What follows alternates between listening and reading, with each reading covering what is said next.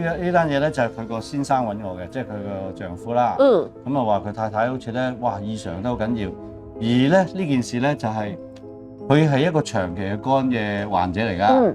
咁佢對嗰間醫院嘅病房，即係肝臟嘅專係搞，佢啲係常客嚟嘅。專科 VIP 變咗嚟講咧，病房嘅病友啊，或者係嗰啲咁嘅醫護人員咧，都係熟㗎。係啦，即係除非成日調部門啦，否則都係熟嘅。係都會認得呢個病人咁樣啦。咁啊，據佢丈夫講咧話，哇，佢做完手術之後異常到咧，就2個人。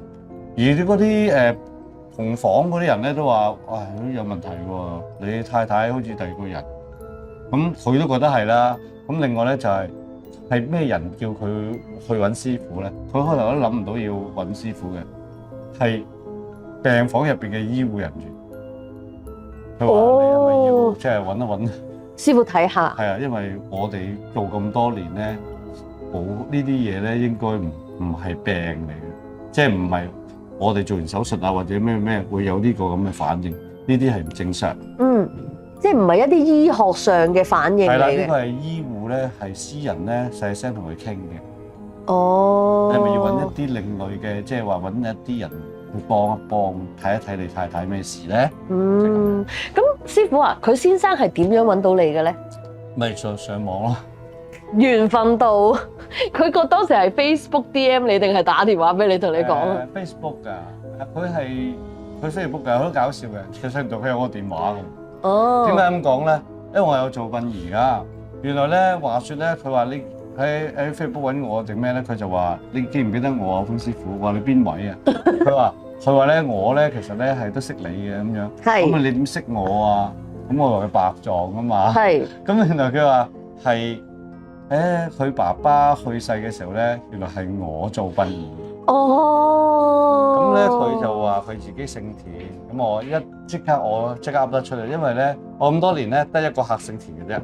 田生喺殯儀裏邊，我得一個客姓田，所以變咗佢我即刻講出你屋企喺邊度住㗎嘛係嘛？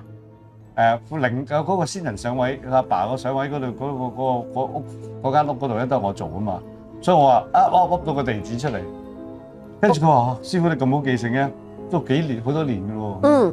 我話係啊咁樣。師傅真係好記性喎。咁而呢單嘢咧都2010幾年嘅事嚟㗎啦，即係而家呢個換肝呢單嘢，我要睇翻嗰個片，我先記得20幾年啦，都係10幾嘅啦。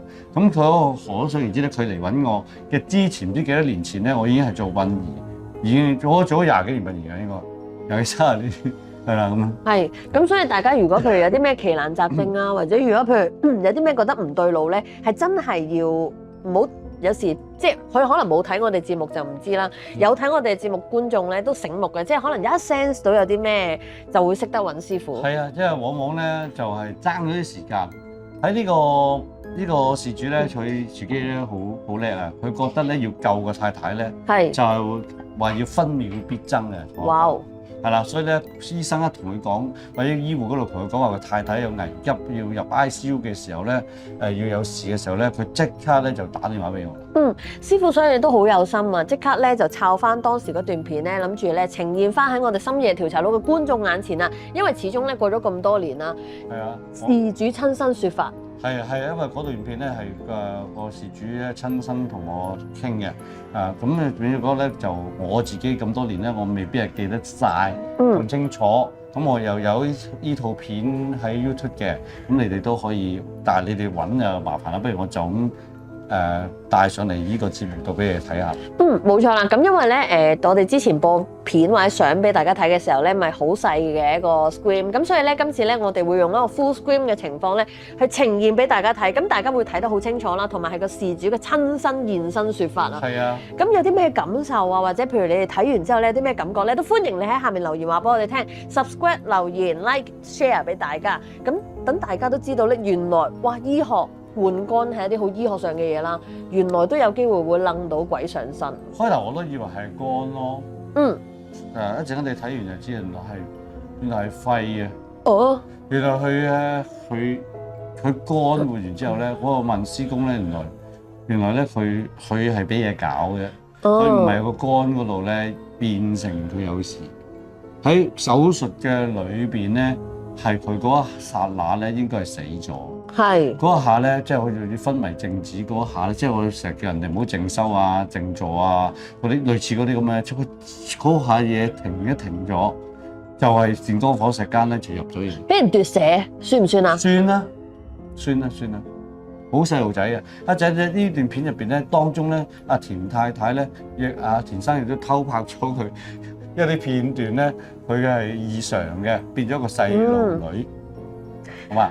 好，大家係咪好期待咧？咁啊，東邪就話記得講埋屯門失蹤人士下集。好，片尾嘅時候千祈唔好行開啦。屯門失蹤人士啊，有時間咪講咯，咁咪就要再等，係啦。冇錯，好，仲要講緊精神病。冇精神底。好，咁啊，麻煩小編，我哋不如就播片俾各位觀眾欣賞一下。